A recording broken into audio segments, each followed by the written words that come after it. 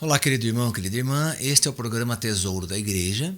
Eu, Luiz Carlos, juntamente com você, estamos aqui estudando, meditando sobre a carta encíclica Dominum et Vivificantem, aquele que é Senhor e dá a vida. É um documento do Papa João Paulo II, é sobre a pessoa do Espírito Santo.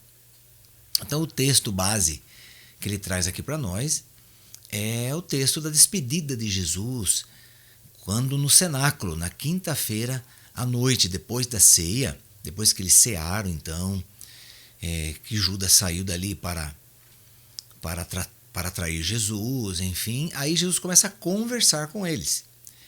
Chama-se discurso de despedida, que são aí os capítulos 16, 17 de São João, onde ele vai conversando, esclarecendo e explicando para eles da necessidade da vinda do Espírito Santo.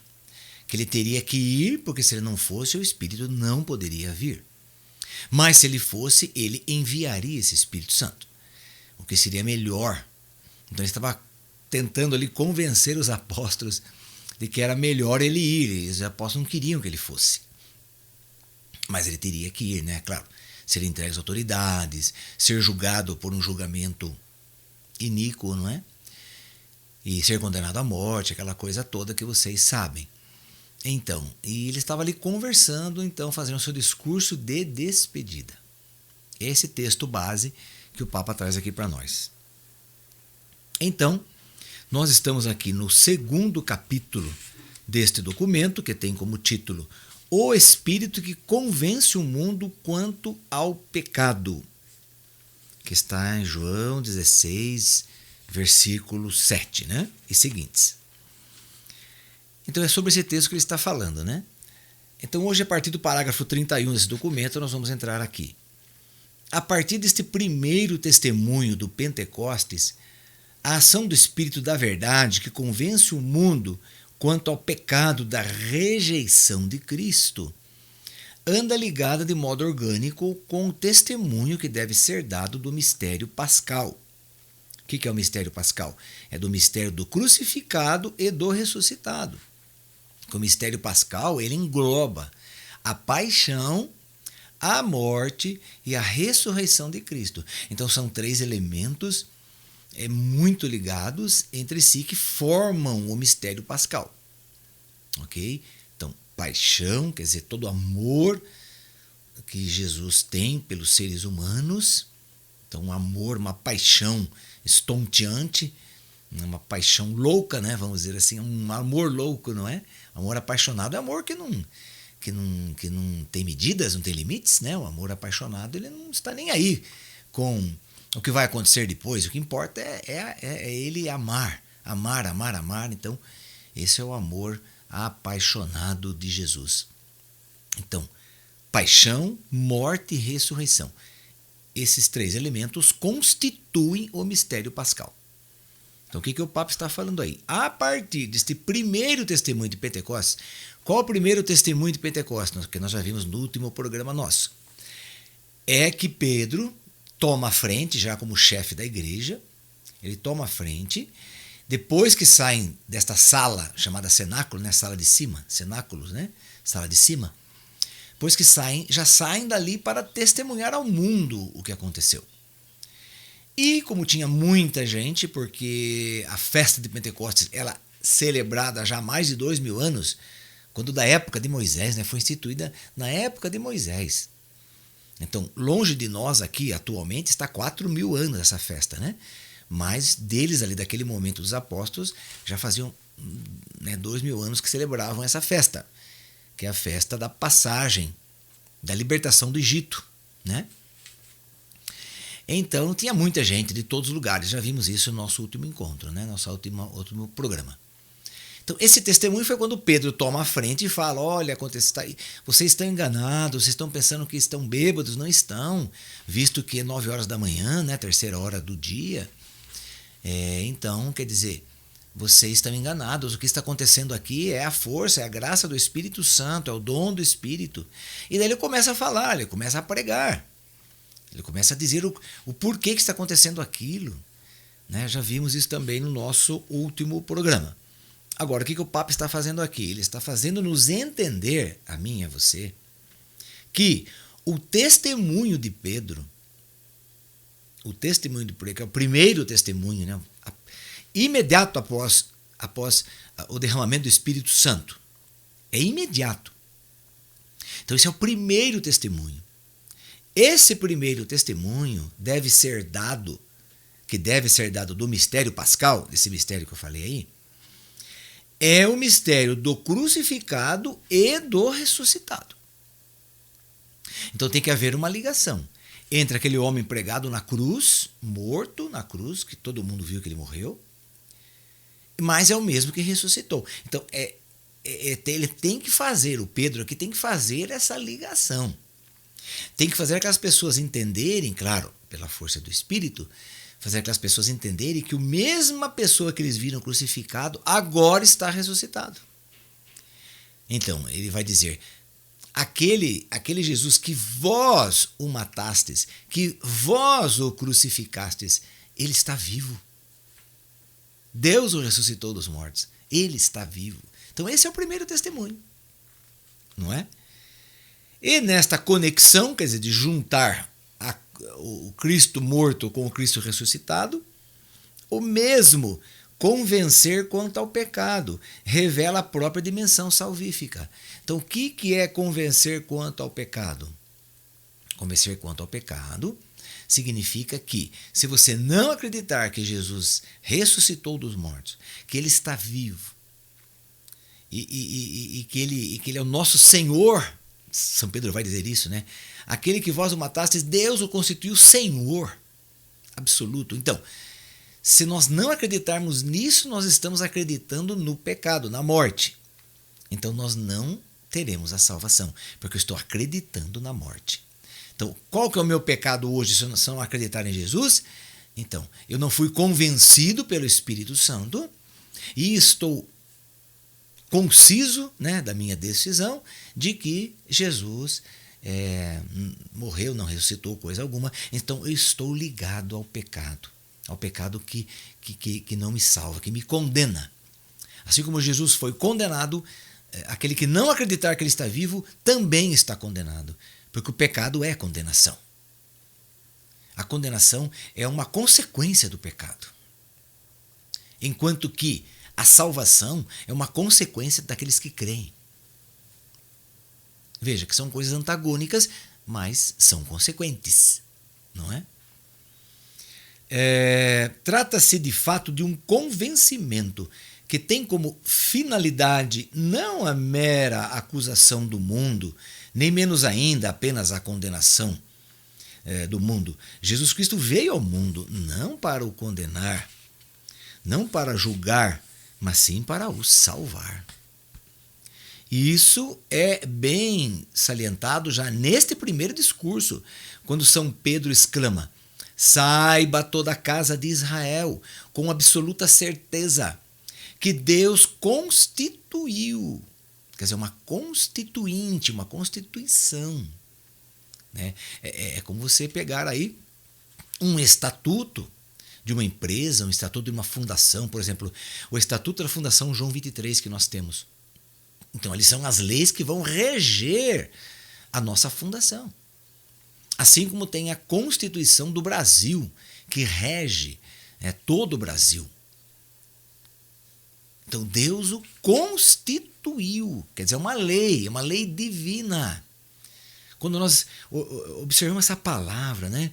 Deus o constituiu como Senhor e Salvador, Senhor e Messias. Esse Jesus que vós crucificastes, Deus constituiu. Então, quer dizer, é lei de Deus. É lei de Deus. Isso é uma lei divina. Ninguém pode subtrair essa lei, tirar essa lei. Ninguém pode desfazer essa lei ou dizer que ela está inoperante, que ela não existe, que ela é uma lei ultrapassada. Ninguém pode dizer isso, só Deus poderia dizer, mas ele não vai dizer também, não é? Por quê? Porque ele já constituiu essa lei, que ele é Senhor e Salvador do universo. Na constituição, Deus constituiu, que coisa, né? Que palavra forte, que palavra bonita. Que palavra, nós temos que parar para pensar o que é uma constituição. Quer dizer, então, Deus outorgou. Deus, né, o Pai, no caso, assinou embaixo. Este meu filho é o Senhor do universo e ponto final. Pronto, está ali constituído. É uma lei eterna, uma lei que não muda, não se altera e ninguém pode destruir essa lei ou ir contra essa lei.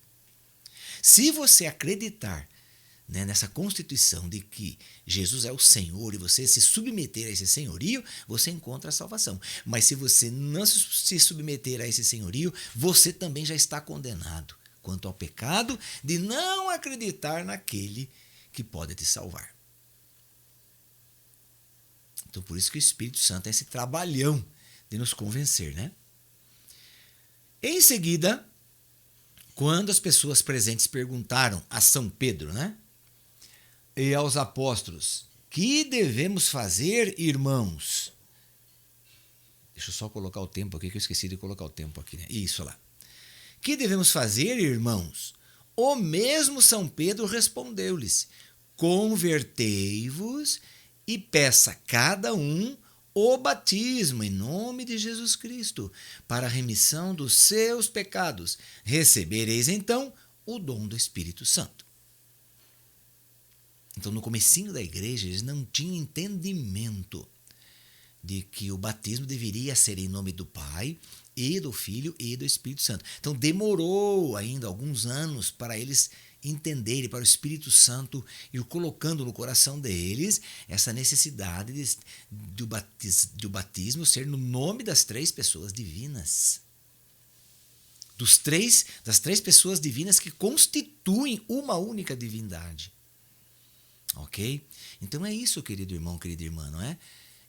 Demorou um pouquinho, mas no início era batizado só em nome de Jesus. Até pouco, assim, não pouco tempo atrás, mas alguns anos atrás aí, quando eu trabalhava com van, eu fazia viagens com a van, né? Então, pessoas me contratavam para levar em casamento, em festas, aniversário, formaturas, viagens, né, para praia. Então, certa vez vieram dois rapazes aqui na porta da minha casa e eu fui atendê-los. Era um sábado. Não, era um domingo, bem cedinho. Isso mesmo, um domingo bem cedinho. E eles falaram assim, é o senhor que tem van, que o senhor trabalha com van? Falei, sim, trabalho. Sabe o que é? É que hoje nós temos o nosso batismo da nossa igreja. E a pessoa que vinha para nos levar não veio. Então está lá todo o povo esperando para a gente ir no batismo. É aqui perto de Salto de Pirapora, na estradinha de Pilar do Sul. Será que o senhor poderia fazer o favor de levar a gente? Então eu fui tocado pelo Espírito Santo, senti dó deles, né? Senti mesmo, puxa vida, batismo, né? Tá certo que não é da nossa igreja, mas é cristão. E eu senti mesmo muita dó. Ali falei, puxa vida, se eu posso ajudar essas pessoas, eu vou ajudar. Eu falei, tá bom. Que horas que eu tenho que buscar vocês? Umas 9h30, 10 horas ali na igreja tal, ali em tal bairro, né? Um bairro aqui perto de casa. E daí eu fui.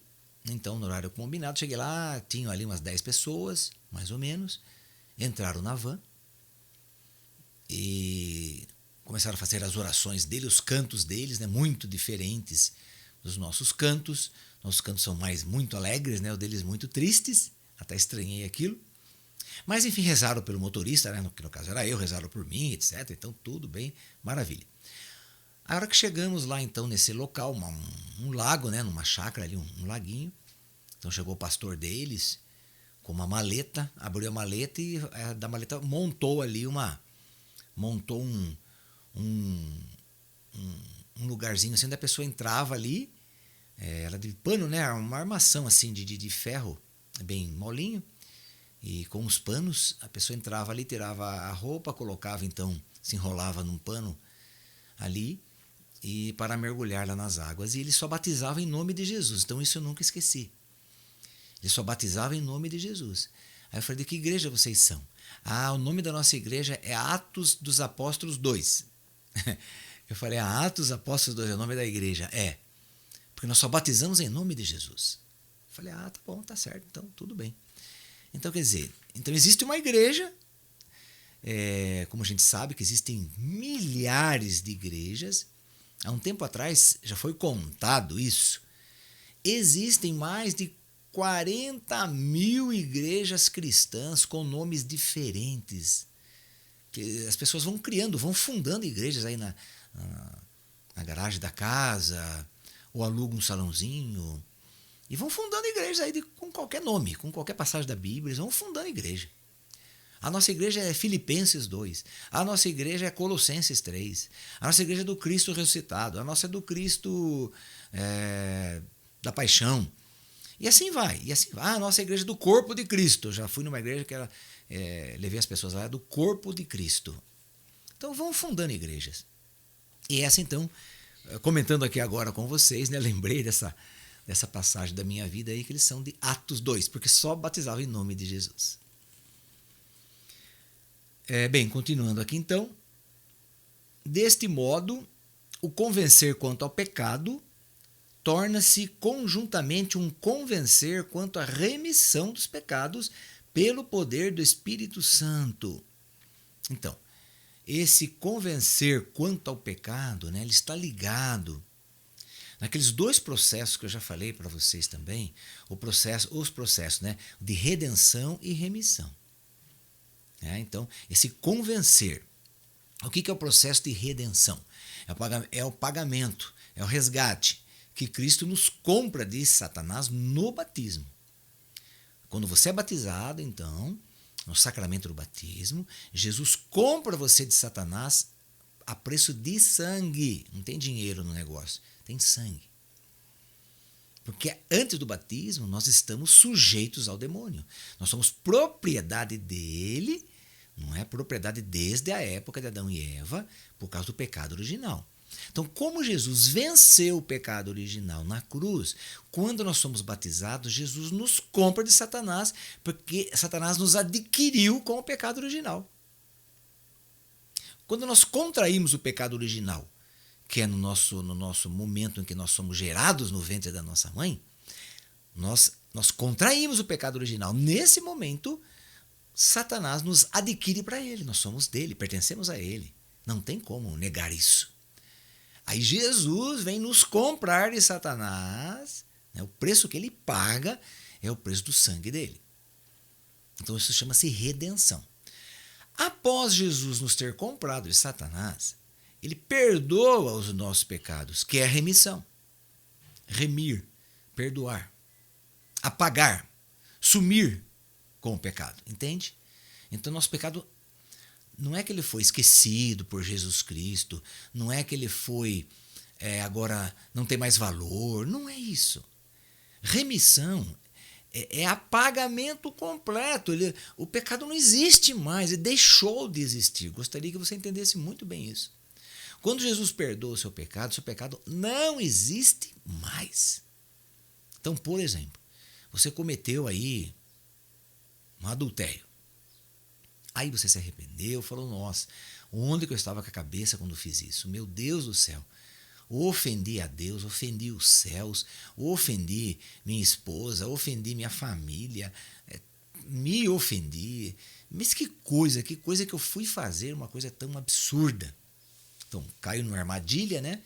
Numa teia de aranha e fez isso daí. Então você se arrependeu, se confessou. A partir do momento que você se confessou, esse pecado não existe mais. Então, bobagem da gente ficar, porque eu fiz isso, porque eu fiz aquilo, eu fico com essa dor aqui dentro porque eu fiz isso, eu não deveria ter feito. Olha, você fez, se arrependeu, se confessou, o pecado não existe mais, gente, a partir desse momento que Jesus te perdoou, na pessoa do sacerdote. Ele deixou de existir. O que não deixa de existir é a lembrança na nossa memória. Tudo bem, mas isso faz parte da vida do ser humano, porque nossa memória não apaga assim. Então, nós sempre vamos lembrar que erramos, sim, lembrar, mas não com dor.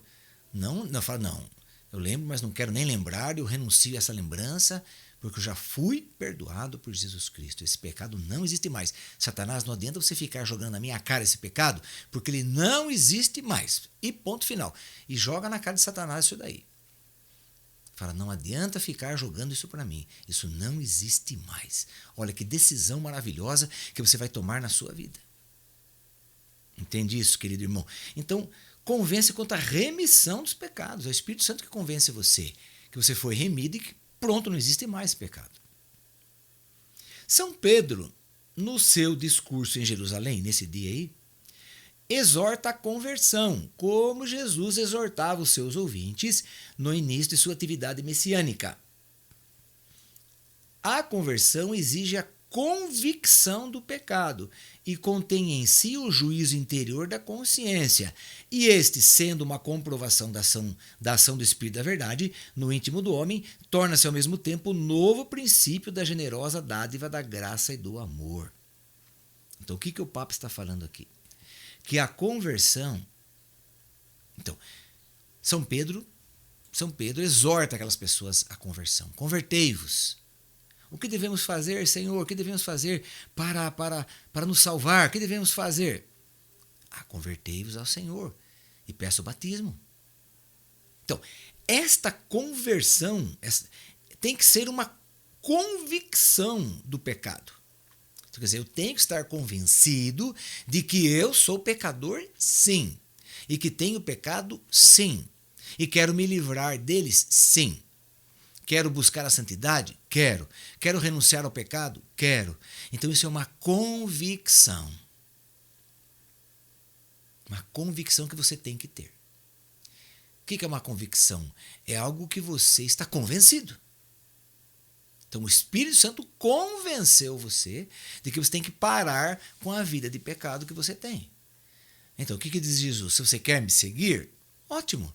Renuncie-se a si mesmo, tome sua cruz, vem e segue-me. O que é renunciar a si mesmo? Renunciar ao pecado. Renunciar, eu, Luiz Carlos, tenho que renunciar ao Luiz Carlos pecador.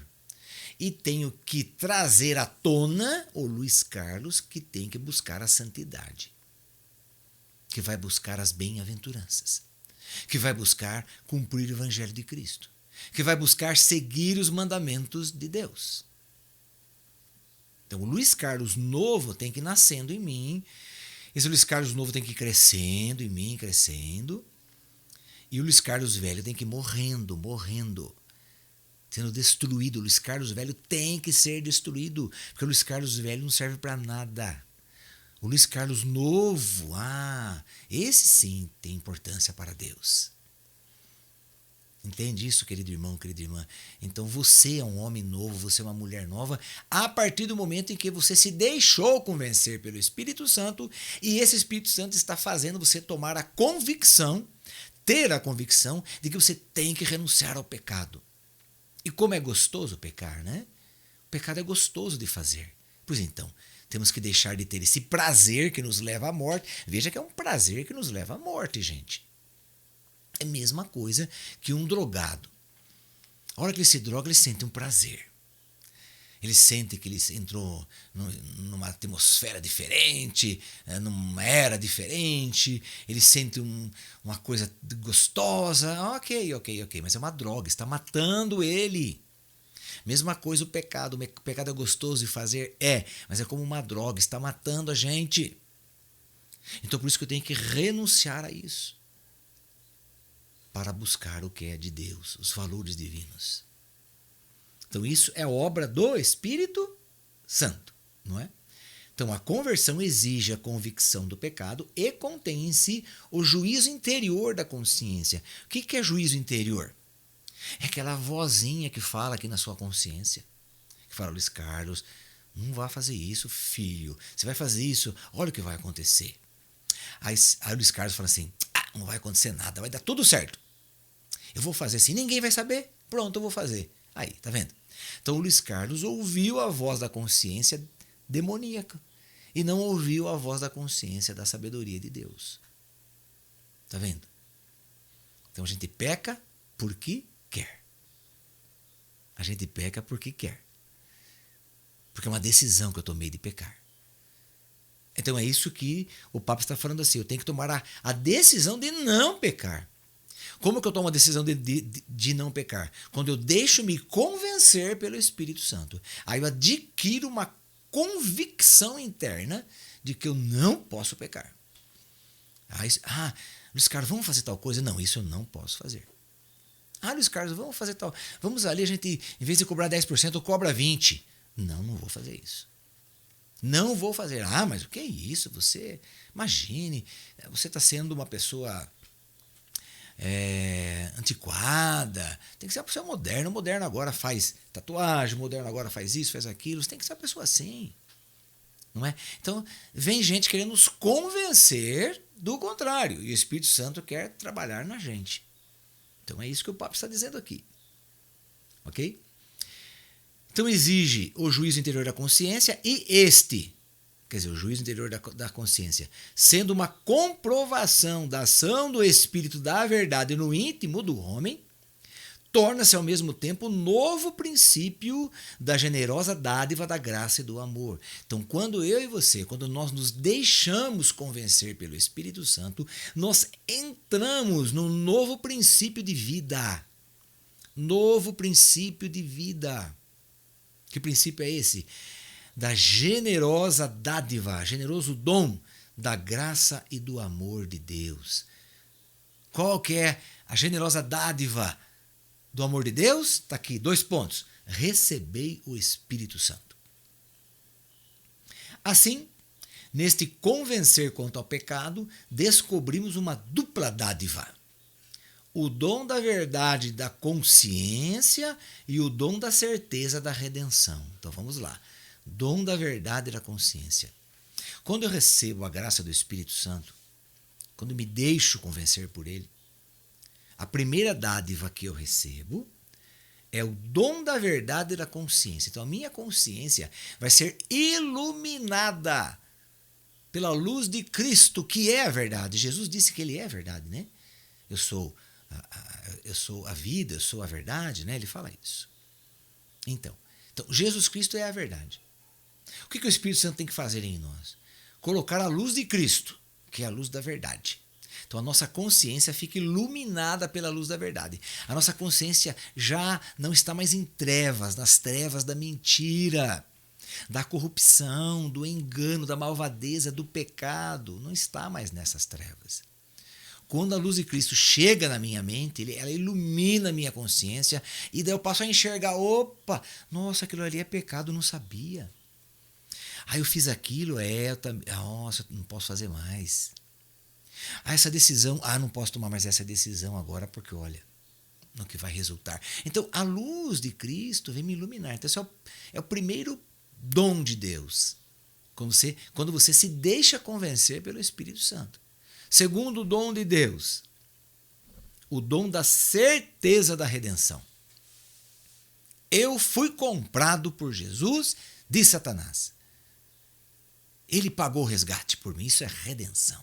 Ele me tirou das garras de Satanás. Não pertenço mais a Satanás. Pertenço agora a Jesus Cristo, meu Senhor e Salvador. Isso é certeza da redenção. Eu fui salvo da morte. Eu, como diz São Pedro, eu fui salvo da boca do leão. Né? Estava a boca do leão aberta para me engolir. Eu fui tirado da boca do leão. Que coisa bonita, que coisa fantástica. Então, quem que é esse Espírito Santo? É o Espírito da verdade, é esse Consolador. Consolador. Ele vem nos convencer, nos consolar, nos dar força, sabedoria, graça, para nós renunciarmos a tudo que é mal e buscarmos a tudo que é bom, que vem de Deus. Ok, querido irmão, querida irmã? Vamos encerrando por aqui hoje, pedindo a Nossa Senhora que nos ajude nessa caminhada, que nos ajude a buscar a verdade de Cristo, a não nos contentarmos com as coisas que nós já sabemos, conhecemos. Não, vamos buscar mais, vamos nos aprofundar, vamos entender e conhecer melhor a doutrina católica, tão rica em ensinamentos que não existe outra doutrina igual a essa, nunca, nunca, nunca, porque ela veio direto do céu, direto de Jesus. Jesus trouxe essa doutrina divina para nós. Veja que não é uma doutrina dos homens. Ela foi adaptada para os homens. Mas ela é uma doutrina divina. Veio do céu, veio de Deus. Ave Maria, cheia de graça, o Senhor é convosco. Bendita sois vós entre as mulheres, e bendito é o fruto do vosso ventre, Jesus. Santa Maria, Mãe de Deus, rogai por nós, pecadores, agora e na hora da nossa morte. Amém. Que o Senhor nos abençoe em nome do Pai, do Filho e do Espírito Santo. Amém. E até o nosso próximo programa, se Deus quiser. Cantate FM 104,5, a frequência do amor de Deus. Nós estamos só começando. Amém?